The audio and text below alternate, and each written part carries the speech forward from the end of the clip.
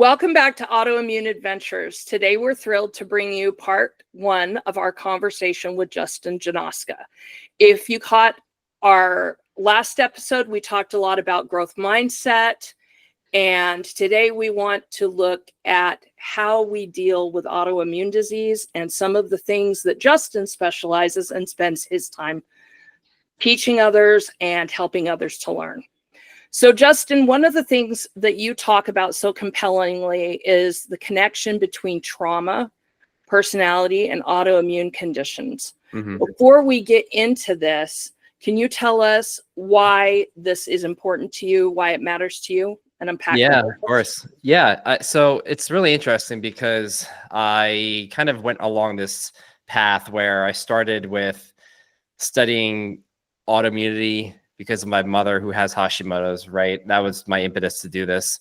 And along the way, I guess probably through observation with clients, and at some point I probably noticed it with her, that there was some unresolved stuff that was still lurking, we'll say. And it did not even, show up on the radar for me. I think actually what happened was seeing patterns with clients over and over the years that really got me interested in exploring this, because to be honest with you, my first introduction to trauma and this sort of connection with autoimmunity, and that really started with young women in their 20s who had eating disorders and binge eating, anorexia, and things like that. And so that was actually what I got exposed to first. And that just opened the doorway for me, because I could see that was maybe part of the reason why they weren't getting better, because no one really was addressing that. So I thought, maybe I'll just approach it this way, kind of taking a deductive reasoning approach in a sense, to see if my theory would work, meaning I could have a trauma-informed lens, or at least try to address the emotional side of things. I didn't have a lot of education at the time. And lo and behold, that's kind of what I noticed. So I kind of just put two and two together, thinking, people are doing all the right things, they say, and protocols and whatnot, but if they're not getting better, why is that? And so maybe there's something to this subconscious stress, these, emotional wounds that we're holding on to, and how it's playing out still in the body today as an adult. And that's kind of how I started getting interested in that. And then I kind of brought it to my mom, who had stuff that she had to work through. And I think that was just a huge piece of this puzzle that no doctor she ever saw ever mentioned once. So that's why I said, this has got to be the direction I go in. And seeing autoimmunity from a trauma-informed lens is really what it is. Yeah. So when you're talking about trauma, especially the kind that's unprocessed or unresolved, how does that generally show up in the body? And what do you what's the impact of that on like chronic illness, particularly in women?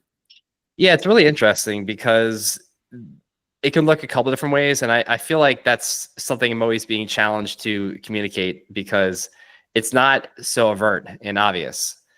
I think the first thing we could say is that trauma and stress like that can manifest in the form of symptoms, right? We see that with things like fibromyalgia, which I know you ladies are familiar with. And I think that's one of the ways it can present. However, I would say also posture is another one, not so clear, especially if we're not looking at ourselves all the time. But if you work with people enough, you can see how their posture can really share, you can tell a story, we'll say, of some sort.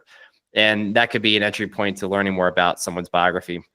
But then really it comes the most clear way of knowing if you have something to work through would be your personality and your behaviors and coping strategies. Some of the obvious ones would be addictions and eating disorders and, compulsive shopping maybe, or whatever that might be.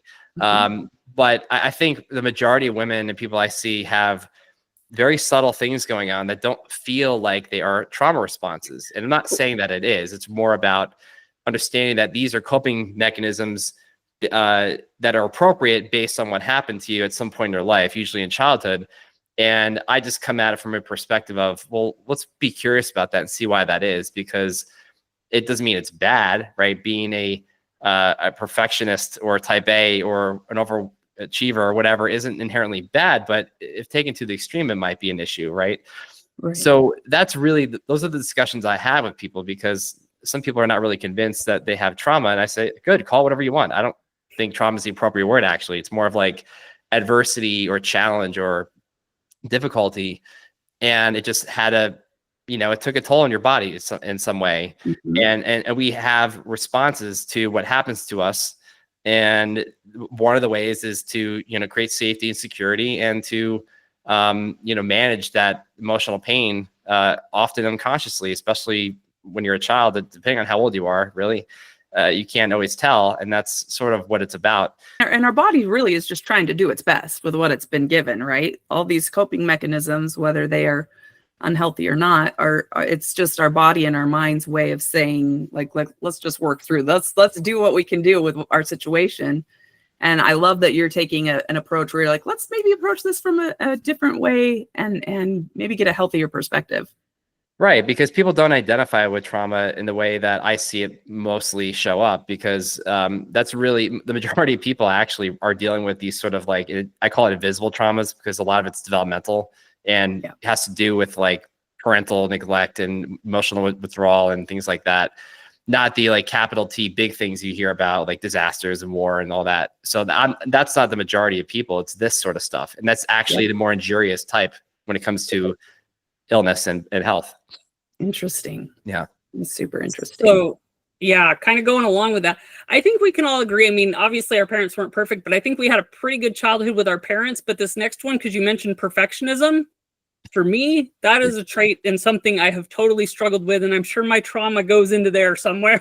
Mhm. But with those personality traits like perfectionism or always putting other people first, when they come up again and again, especially in the autoimmune community, do you see that as a pattern as well? And how does that link to autoimmune challenges?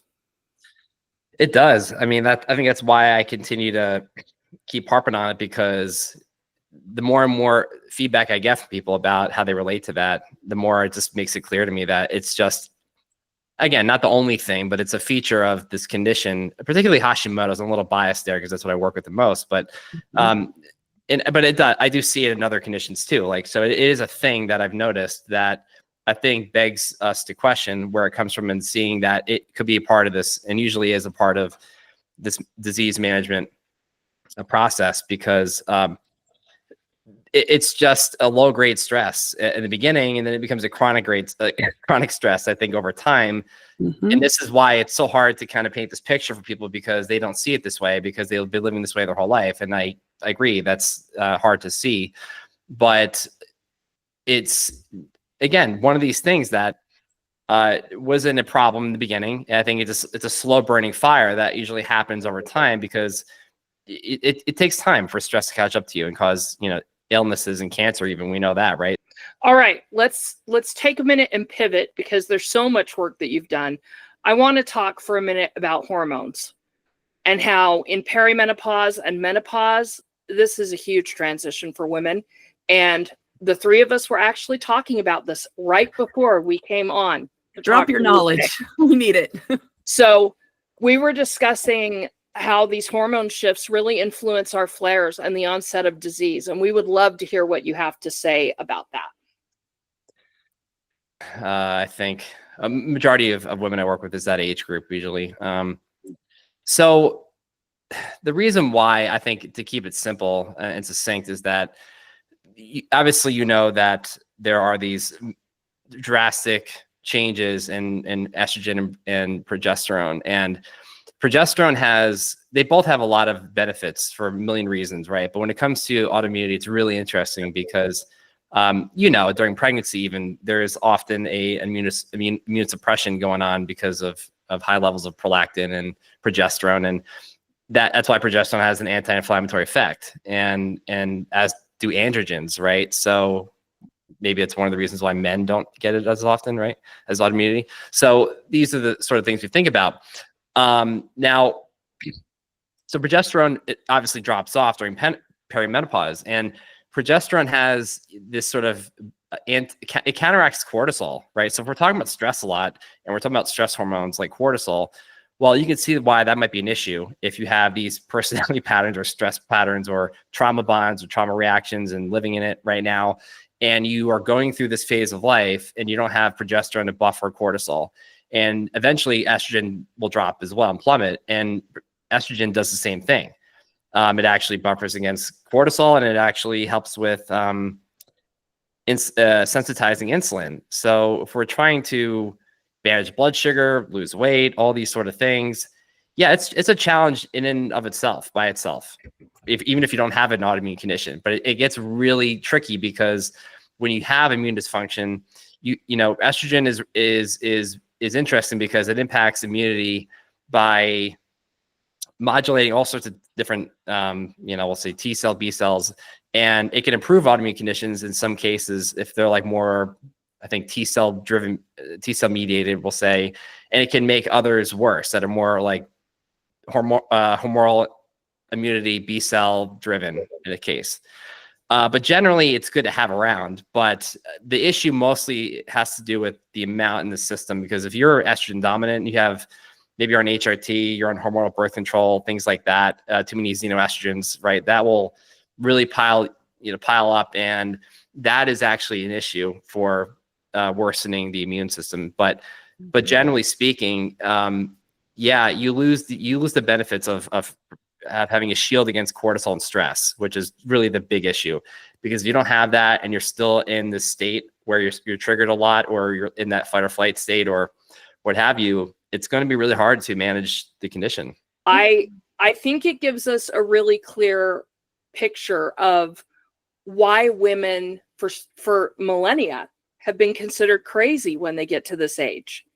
Because if you're losing all ability to deal with stress, as you were saying, when your hormones are working against you because they're disappearing, you're going to have some trauma. Mm-hmm. And I think there is this belief of invisibility that occurs with women. We feel at a loss and we feel like we become invisible.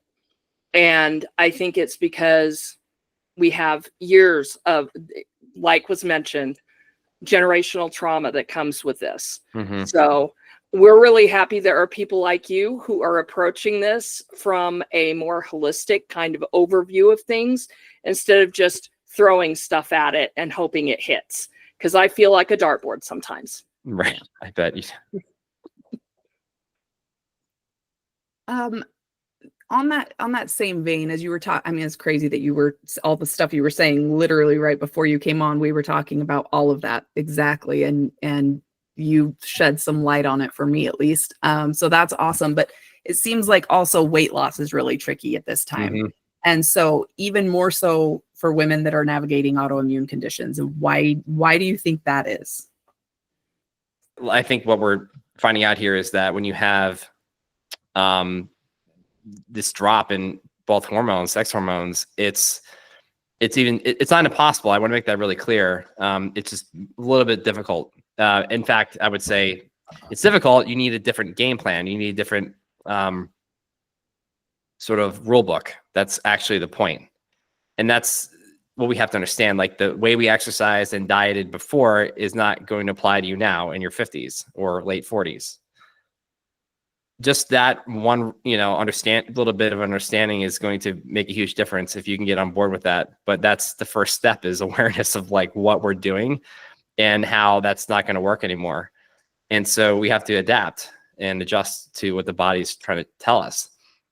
Because if you don't have the appropriate amount of estrogen levels like you did, you're more insulin resistant. That's a big problem, especially when you're dealing with a thyroid issue. It's already putting you more in that direction anyway. And that means you're not utilizing blood sugar efficiently. And it's more likely especially when you have a lot of stress and cortisol, you're more likely to store it in your abdomen, because you have, I think, maybe 400 times more cortisol receptors there than any part of the body. Mm-hmm. That's why people carry a lot of weight in their midsection, right? Cortisol is usually the reason why. And it just tells you the truth about your circumstances, or I guess we'll say that it's really an invitation to say, hey, where am I stressed in my life? Because is it showing up in my emotions? Is it my behaviors? Is it something else? Over-exercising, under-eating, all the above and more? Mm-hmm. Usually it's something to the tune of that. Okay.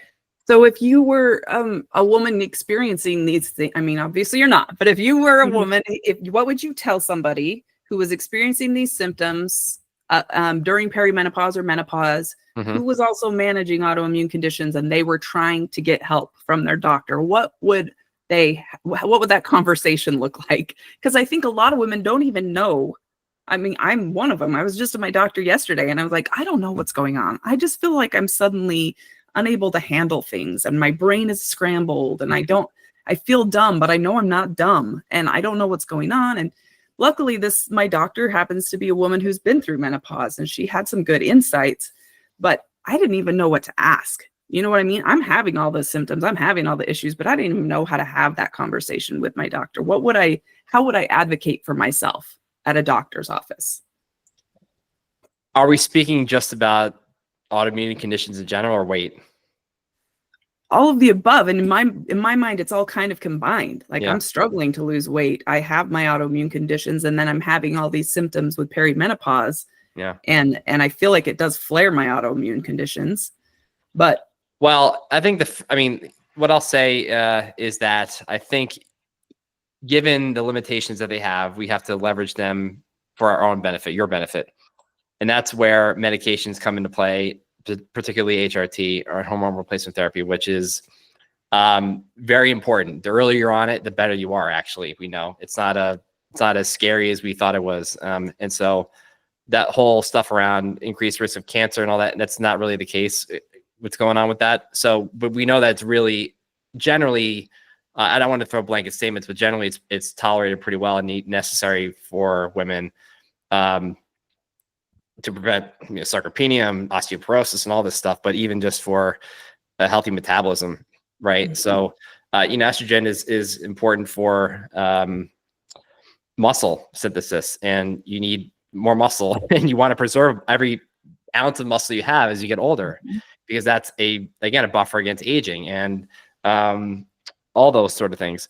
So I think those are the conversations that need to be had, because it's about getting the hormones that you probably really need to feel good. I mean, just for the sake of even for mental health, right? Because we know that, I don't know that, but that's obviously there's a connection there.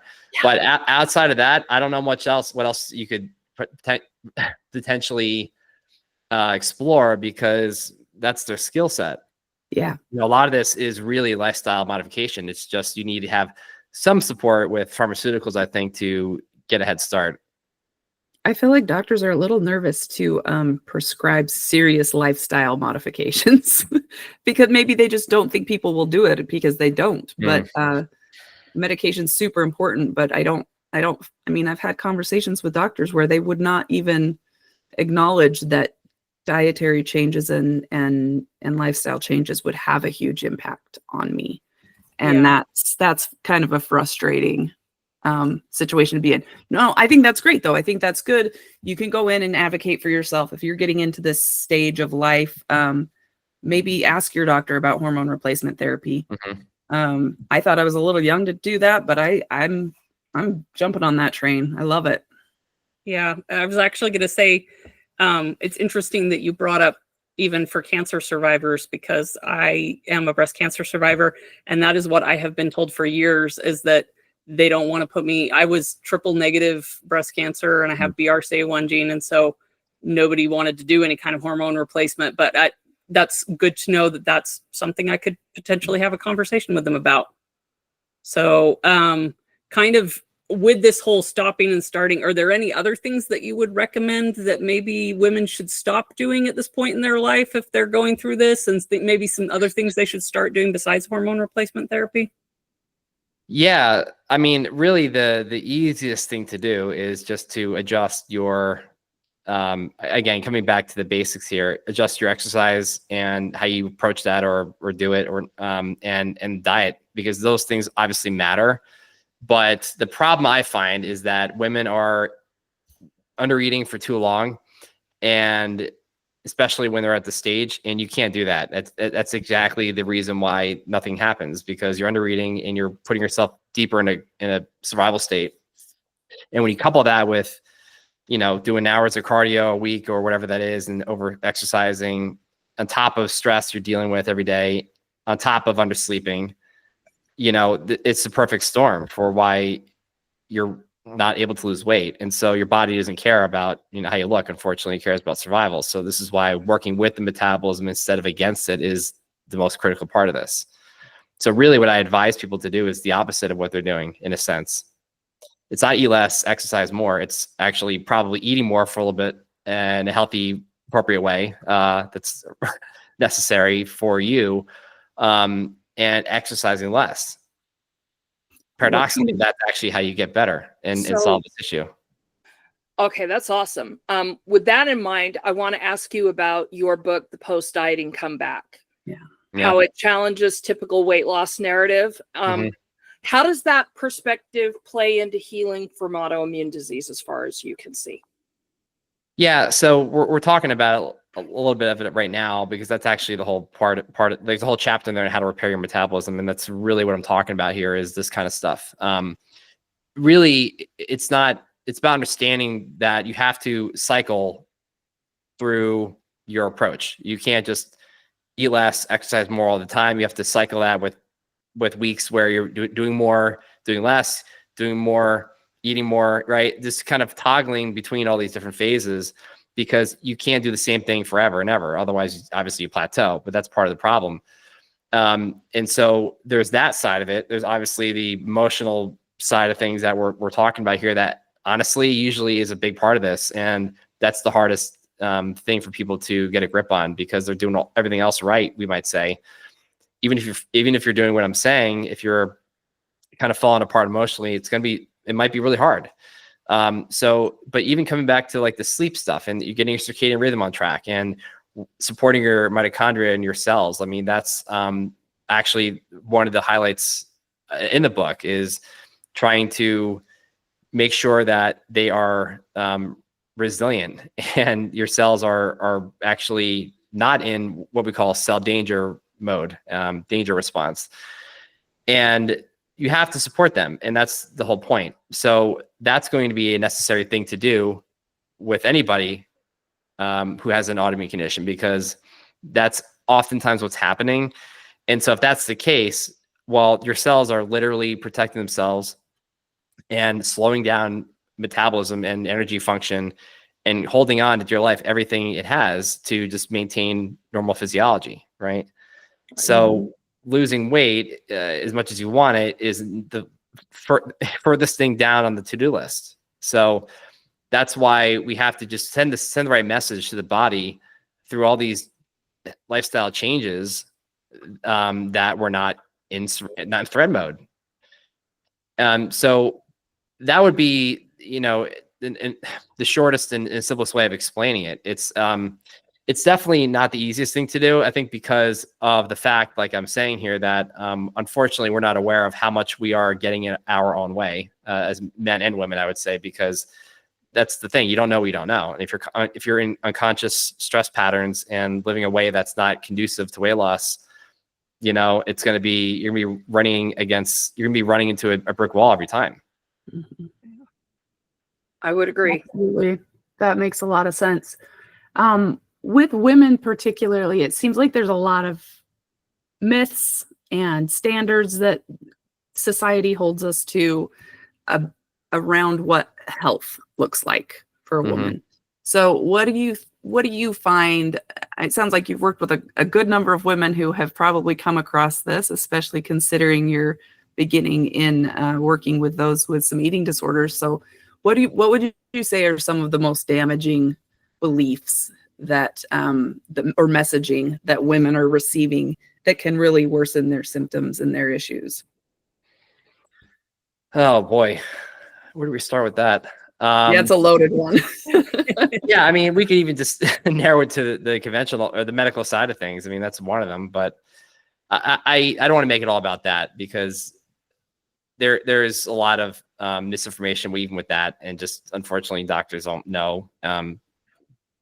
They're kind of outdated with outdated information in a sense, but I think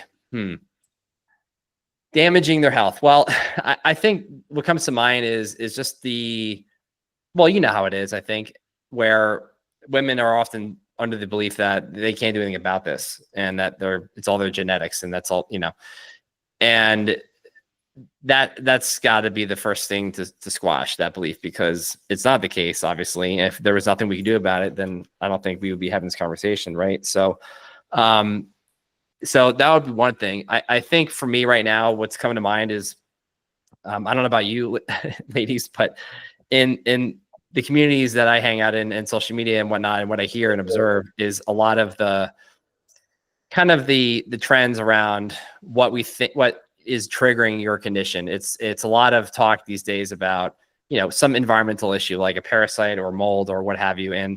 And those are all real things that could be triggers. But I think what I find in conversations with a lot of women that I have, the real issue is that's really making it hard for them to get better is they're kind of latching on to, it's the parasite, it's the candida, it's the SIBO, it's the metals and so forth. And not really looking into a little bit more and seeing if there's evidence for that, or just getting curious about it instead of believing that's actually the real thing. Because unfortunately what happens is that people identify with that. I have mold because, you know, so-and-so has it, or I did a test and it came back positive. And there are nuances with this. It's not, my mom was a perfect example of this. When it came to heavy metals, and we start chasing something that isn't really the issue or isn't going to be much of an issue, right? It's just, to me, unfortunately, these sort of things are more often, more times than not, just a distraction from what really needs attention. And not a lot of people are going to like hearing that, but I think, you know, if we're being honest about it, if those things were the thing that got you sick and and you would be better if you addressed it, well, you would be better by now. But that's not what happens. Unfortunately, people just spend a lot of money and time on protocols for these things. They feel a little bit better. I call it the honeymoon phase. And then you're kind of back to square one. And so I think, again, not discounting that those aren't real issues. They can be, but we don't want to, we really want to go into it with an open mind and thinking that, not assuming that's going to be a problem, because I think, unfortunately, like I said, that's just getting us away from the elephant in the room, which is, you know, the toxic relationship that you're in, the unstable marriage, and the, you know, the mother-in-law that you have that's gaslighting you all the time. Like, that's the stuff that really needs urgent attention, if you ask me. Yep. Love it. Agree. You place a big emphasis on mindset, which we love, because that was actually what our episode last week was about. Mm-hmm. What to you does a recovery mindset look like, especially for somebody who would be living with autoimmune conditions? Yeah, I think so. Attitude is everything with this. And I've just learned over the years that people can do everything right. And if they have a pessimistic view and a poor attitude, and they think that, I'm trying to be careful with my words, because I know this will relate to some people, women, and, you know, I'm not trying to offend anybody, but I think if we're honest about it, like, we have to consider that our narrative and the way we speak about our body, and you know, hanging out in toxic in Facebook groups and complaining all the time and blaming people and doctors suck and this, that, and the other. Your cells are hearing all that. And this isn't woo-woo stuff. Like, we know that thoughts and emotions are all energy, and it's going to affect the biofields and all the communications within the cells. So this all matters. This is why mind body medicine is a real thing, and why we, and me in particular, address illnesses from this angle, because you kind of have to, right? And so the way you speak to yourself, to other people, and again, I know it's hard to have a condition like this and to be frustrated when nothing's working. But I just can't say it enough. Like, we have to start thinking about what is working well in our life and what is going well, and celebrating those small wins, and focusing on something else besides your condition, right? What brings you joy and makes you feel alive in your life? These are the missing pieces of this whole autoimmune discussion. Like, where's the spiritual health aspect of it? Because that's about not just, it might include religion and a higher being if that's what you align with, but it's more about meaning and purpose, and how you can orient yourself to something that's going to keep you grounded and bring you that sense of fulfillment and joy that nothing else will be able to do. But that is also a buffer against stress. So think about that when you're going through perimenopause and menopause, because those sort of things bring you to a higher vibrational energetic state of love-based emotions. And those sort of things are, I mean, I can't say it enough. It's so beneficial for your longevity and health span, but it's going to actually keep you on a better track, because what isn't going to work is having a negative bias and thinking that the world's out to get you and that nothing's working. And I think there's a difference between acknowledging and kind of acknowledging what you're feeling and validating that. It's another to wallow and be a victim about it. And that's not what we can do. I love that you say that, because that encapsulates perfectly the entire reason why we started this podcast. It's lovely to talk to someone with the same thought process. So let's take a minute and talk about your new journal, the Autoimmune Breakthrough Journal. We would love to know how it works and how it can guide to emotional healing. Yeah, so I kind of did this for the reasons why we're having this discussion, I think. Because this isn't your typical journal of, okay, well, and I've seen a few out there, but a lot of them kind of are revolving around tracking your supplements and when to take it and your diet and these sort of things. And that's helpful. I'm not saying we shouldn't do that, but this is more of like an internal journal, internal reflection journal, being introspective. And there's a bit of education, I would say, about this, and kind of my whole theory and way of looking at autoimmunity and how it begins and the different layers that are involved, because it's not just the one thing you think is causing it, right? Never one thing. Right. And intentions, right? Because attitude, intentions matter, curiosity, right? All that, not judgmental, acceptance, letting go, and so forth.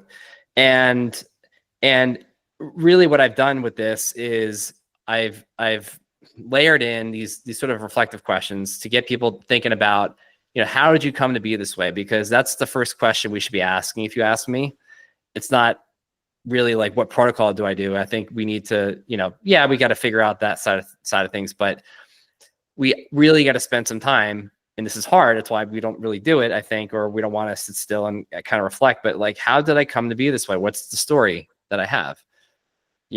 Because the biography becomes the biology, and your whole narrative and how you got your whole lifetime of being alive is really the place to explore. Because you'll find, I have like a timeline in there, a timeline exercise, and I have clients do this all the time, because it's just getting you to be self-aware about what experiences, again, not trauma necessarily, but struggles and challenges in life that could be things that you went through that got you to this place. Just so you can make sense of it and not feel like you're crazy because, you got this and feel bad and you start questioning why I got this condition and thinking that, your body hates you. I really challenge the whole notion that, and I make this clear as well, I think that your disease is just your teacher. It's, as I like to say, I think life is the ultimate autocorrect and is going to show you where you're out of alignment. And that's what this disease is. It's just, we see it as an enemy, the nemesis. And that's, again, the attitude issue. So we need to flip that and see that all this is just really, I know we don't like it. I get that. But if we can learn to work with it and befriend it in a sense, try to send attention to, that's going to serve you much better than hating and judging it and criticizing it and trying to get rid of it, because that's the stuff that doesn't work. So we talk about joy, cultivating joy, chapter 9. We talk about silence, solitude, and stillness, the 3 things that I think are hard for women to do, but that's where you can start to find, ways to recover and really, really getting back to the basics of what needs to happen and really looking within yourself to see where are the weak links in my chain, like what stuff that I have to consider in this journey of mine, because it's easy to control the things out there and try to, because that's what we do. Control the diet, control the protocols, whatever it is. But it's a different ball game when you're going inside. And so this whole journal is about that. It's really about trying to see with what's in yourself and that you haven't considered and addressed. And a lot of that's going to, of course, include your childhood, and there's some questionnaires around that, and like kind of just seeing if there's maybe some emotional stuckness and blocks that you have that you didn't realize because you were 3 years old and you didn't know that your mom leaving the house every 3 days would have an impact on you. Right. And this is why it's so hard, because I don't know, and you don't know either necessarily, but if we can look into that, it might just give us some truth and help us explain and understand why we're here, and also what we need to maybe look into. Because if, for example, if we're using that as an example, maybe there's some unresolved shame and unworthiness, and now that's manifesting as you trying to, and I don't know, people please and, sacrifice yourself to feel validated and all that. And that it's a lot of energy that you're losing to get something else. And when you already have fatigue and low energy in the first place, you're kind of spinning your wheels, right? So just as a random example, but that's kind of what I mean. It's all about learning about your behaviors and coping patterns and personality, just so you can see that maybe there's something to that. And that's not for me to decide, but for you to learn and see if that holds true for you. So in a nutshell, that's what it is. I love that. And that's why it's a journal, because I love how you said your biography becomes your biology. Like that kind of blew my mind when I started thinking about it. I was like, that's really actually very true. It's never just one thing. It's always your whole story. So, and I think the journal is a fantastic idea. I love that. I'm going to go get it right after this. But what I'm curious about is, because this is hard work. What you've got in that journal, that's not easy stuff. Right. You know what I mean? It's not easy stuff to sit down and figure that out and put it down. So when you're doing that reflection and journaling, how does that, like, what's the therapeutic value of that? How does that help you managing your ups and downs of the daily emotional dealing with chronic illness? Yeah, that's a great question. Well, I think there are certain parts of this that will help you manage things better, because you're seeing things with new eyes. And one quote I like to say a lot is, the journey of discovery consists not of seeking new landscapes, but seeing with new eyes. So it's not like the world has changed. It's just that you're changing your identity in a sense, and you're looking at things from a different perspective. And to be honest with you, if you ask me, this whole autoimmune stuff is really about identity restructuring and changing who you are, because the person that got you sick cannot be the same person that gets you better. Amen. And that's what has to be. And so that's what this is about. You have to fundamentally change, your thinking, your belief system, and your actions, and the way you orient in life. It's just not going to work, right? But a lot of that is just a lot of it is mostly energy from emotions and thoughts and behaviors. But to your point, there's a section in here about we talk about my to-do list, right? Well, I have a my to-be list, and this is something that can really help you if you anchor into this and see how. So what we're talking about here is, for example, what emotions do I want to feel on a daily basis, right? Not to say that you need to do it now, but what would you like to feel, or experiences or places that would help me feel like my best self, or hobbies or activities that support my desired emotions, or people who help me feel closer to my desired emotions, or what relationships help bring the best out of me. Because we have to, again, move in that direction of what is going to help us and recover and make us feel more grounded and stable, and not trigger us, because that's half the battle. Is we're stuck in these environments that are just, and it's not your fault really. It's just because your brain is used to that. It's like Velcro to that, because of, I don't know, maybe you grew up in an environment at home where there was a lot of, abandonment and avoidant tendencies. And now you attract this person who's doing the same thing, and you're frustrated with that. And, all these kinds of things are very common. I'm sure you're aware of that. And like, that's what we're here to do, is to say, okay, we can see that stuff through the analysis and evaluation aspect of it, right, through some exercises. But let's also go on the other end and see, let's try to teach the body a new way of being and show it something new. And that's the whole practice. That's the whole art of this. That's why it's tough, because it's counter to what the brain's perceiving and used to doing. And so the only way you can ever really change is by, of course, reintroducing a new concept, a new language to the body.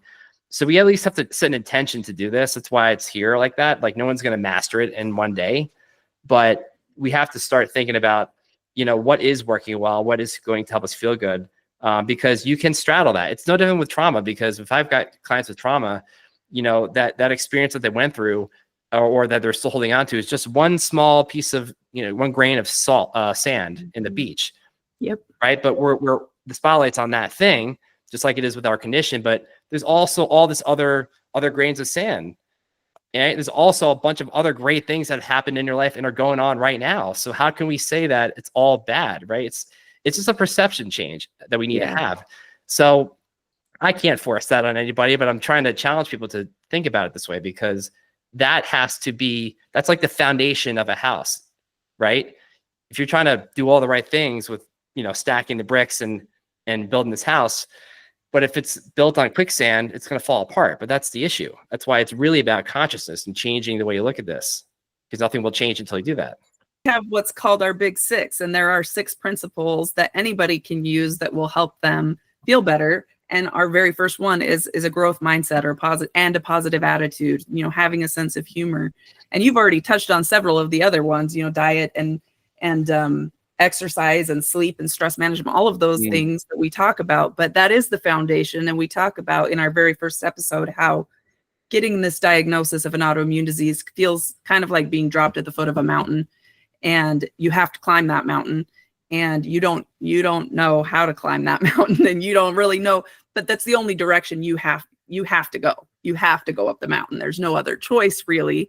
And so you can either be hiking and whining and crying and miserable, or you can be like, okay, this is a whole new phase of life. This is a different me. I got to take on a different mindset, and I got to tackle this, because I'm going to be climbing this mountain for the rest of my life. It's not like I'm going to climb for a year or two and then I reach the summit and I'm done having autoimmune disease. You know what I mean? Like, this is an ongoing, lifelong process.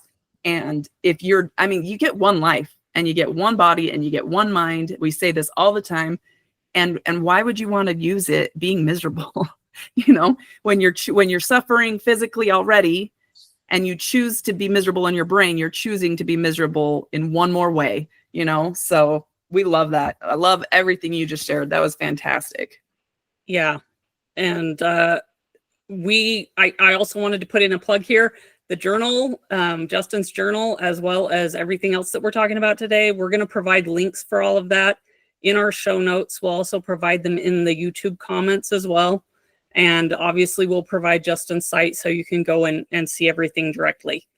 One of the other great things that we noticed that you created, Justin, was a guide specifically for busy moms and working women who are dealing with Hashimoto's.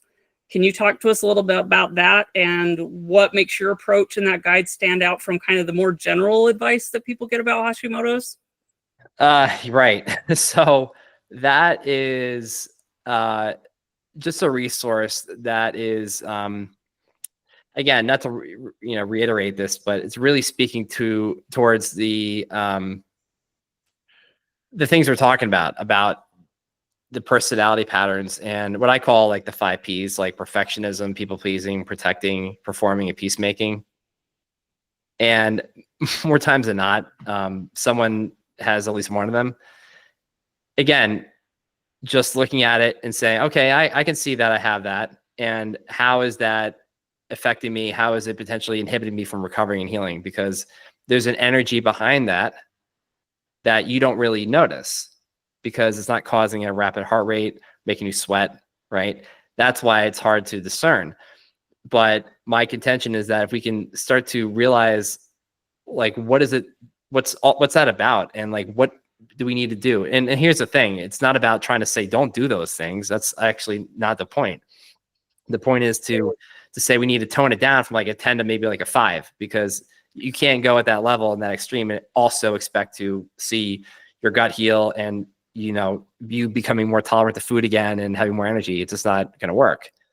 So that's what that is about, I think, mostly in that guide, as well as kind of covering some of the, I think, the necessary foundations that need to be accomplished before we start doing the advanced stuff. Because I think, unfortunately, I don't know about you, but a lot of people I've noticed are going down, you gotta do the expensive, gadgets and the new, trendy things and the supplements that are, all about that, I think. And it's like, I get it. It's like shiny object syndrome, but it's also like, hey, you need to think about movement and sleep and having, solid relationships and just getting enough water and, all that stuff, covering nutrient deficiencies. Like, these things can't get overlooked, but because they matter. So we have to really, start with the basics. I really appreciate that you put that guide together. I've already read it. I'm a big advocate for it. Everyone should go and get a copy and read it. All right. Before we wrap up today, we would like to let our listeners know how they can better find you and find what you have done, your work, and stay connected with you. So what are the best ways to do that? Honestly, Instagram would be the best way. I'm pretty active there and I post a lot of stuff, give away a lot of free things, a lot. It's just my name, Justin Janoska, Janoska. If you type my name on Amazon, you can find any of these sort of things we're talking about. The journal, the Breakthrough Journal is there. And my other 2 books are there too. But yeah, I mean, if you find me on Instagram, you can find all these sort of free things that I have available, because I'm really here to give value. It's really what I want to do, is just get people exposed to a new way of looking at this, because I don't know, it's not getting any better really. And we have to change our perspective and the way we approach autoimmune conditions. I'm not saying I have all the answers, but I think based on my experience, like, this is absolutely necessary. Getting away from the whole protocol mindset in a way. We have to do some things, of course, but it's more about intention and what your expectations are, more than it is anything else. So that's my mission right now, is to get people on the right path. Very much aligns with our mission. I love it. So, okay, if there's anybody out there who's kind of feeling stuck, overwhelmed, maybe they're in the thick of it, or they just got their diagnosis, what's the one quick message you would want to leave them with? Ah, boy. Not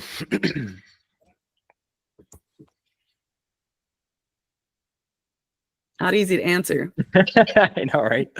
No one's going to save you. No one's going to fix you. It's same with trauma. Same kind of message I say a lot, but it's your job to heal yourself. You just can't do it alone. And I think we have to be, responsible and hold ourselves accountable, and not, because it's true for all of us as humans, regardless of what condition you have, right? Obviously you need support, but you can't lean on them and expect them to do all the work for you. You have to be responsible and take ownership and show up and do the work, right? And that's kind of what this journal is really about, because it's getting people to look within themselves to see what areas of their life they need to be addressed that a doctor can't work on, right? You can get direction, but as I like to tell people, I'm just like their tour guide, their Sherpa, whatever you want to call me, walk them down the path, right? Because you shouldn't have to work with a doctor, I don't think, or see somebody or do a program or whatever every year for the rest of your life. I think there's got to be some. So my whole thing is about getting people to a place where they can have certainty and confidence doing this on their own, where they know their body so well that they know what they can tolerate and not tolerate and all that stuff. And that's just a lot of wisdom and awareness, self-awareness. And so we have to, and that can only happen when you decide to participate in this healing journey. And that's the most important piece of this. And that's lacking, I think, a lot, because we're just, again, we need doctors and people to help us, but we can't expect them to do all of it 100%. So that's not going to work. We have to show up, and it's just a partnership. We both have to be in the relationship together for it to work and for you to get better. Big advocate for self-ownership. Yeah. Yes. I love that. That's great. Justin, thank you so much for this awesome conversation. We are grateful for your work, and we're grateful for the tools that you've created. for women like us and other people out there that have chronic illness and autoimmune conditions and who are trying to reclaim their health. So to our listeners, thank you for joining us as well. And we will see you next time on Autoimmune Adventures. Remember, you are worthy of joy. Your disease does not define your life. You do.